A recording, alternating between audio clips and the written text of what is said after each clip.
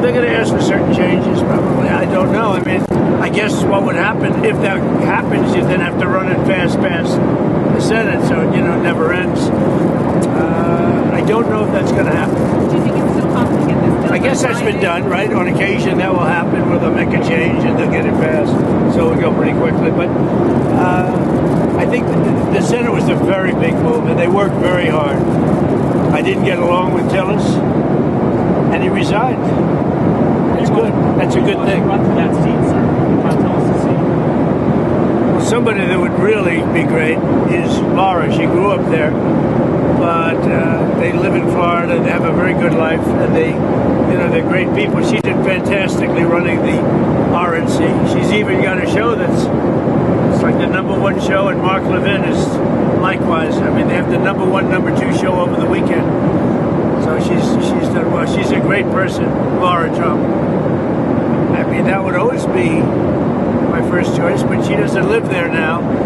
But she's there all the time. Her parents are there. You know, she really knows North Carolina well, and I won it 3 times. I don't know who the candidates are going to be. I think you're going to have one of the congressmen step up, and should do very well. So has she talked to you about it? No, not at all. It's so soon. I had it out with this guy 2 nights ago, and he resigned, you know, which I was happy about. He did us all a favor. Sir, you spent a lot of time with Secretary Doe today, obviously. Did you discuss with her at all this report about an $80,000 work money payment she received in 23 and appears to have been kept off her federal disclosure reports? No, I haven't. I didn't. You're telling me this for the first time. I think she's done an amazing job. On Secretary Doe, you talked about... Who you with? Washington Examiner, sir. Okay. Good paper, actually. Are you concerned right now, again, with the speed of the deportations? Obviously, Tom Hogan, Stephen Miller have talked about this isn't enough. Well, it's going to take a long period of time. We're going to have a lot of angst because it's a tough thing. But no, I think they're doing an amazing job. And you know, we're doing a lot of home deportations. We're doing a lot of deportations or self-deportations where they come in and they deport, and then they want to come back into the country.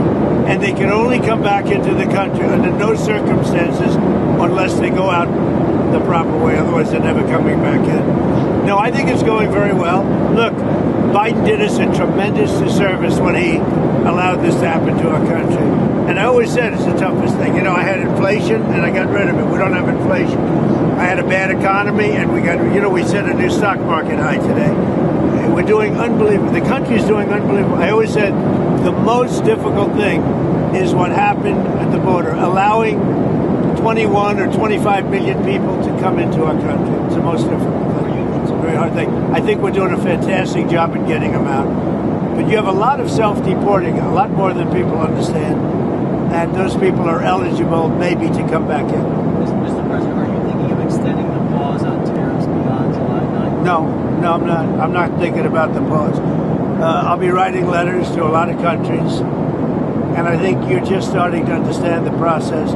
We've dealt with Japan. I'm not sure if we're going to make a deal. I doubt it with Japan. They're very tough. You have to understand they're very spoiled. I love Japan. I really like the new prime minister, too. Abe was one of my closest friends, as you know. The new prime minister is great. He's a very strong guy.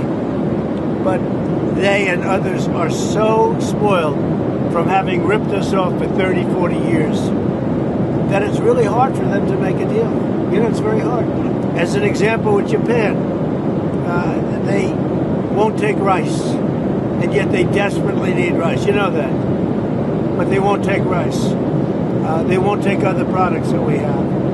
But think of it, they need rice so badly, but they won't take rice. I think that was an easy one. Or the cars, as you know, they send out millions. We didn't give them one car in 10 years. They won't take any cars, but they'll sell millions of cars. So we told them, sorry, you can't do that. And we have a great relationship, great reliance, and really a great sort of a partnership in a way.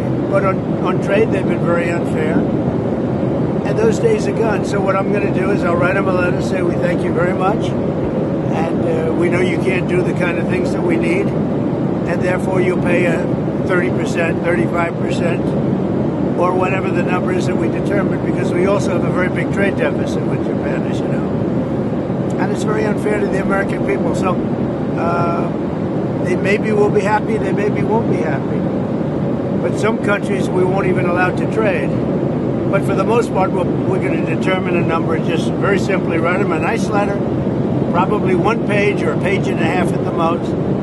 And it's going to be essentially congratulations. And it's going to be an honor to allow you to go and do business in the United States of America, because it really is an honor to be able to do that. But we never viewed it that way in this country. And you saw we took in $129 billion in tariffs already. We haven't even started. No inflation. Our country is strong. Our interest rate should be 3 points lower. If our interest rate was 3 points lower, that's almost $1 trillion in cost. And it's done just by the signing of a pen. But we have a moron at the head of the Fed. He's a moron. Speaking of Jay Powell, do you have a top choice? I do. I have 2 or 3 top choices, actually. No.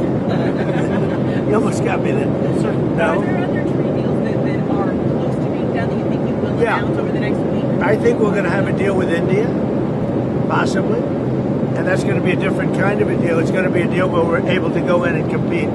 Right now, India doesn't accept anybody in. I think India is going to do that. And if they do that, we're going to have a deal for much less tariffs. Thank you for telling me, by the way. You mentioned Alejandro Mayorkas. Yes.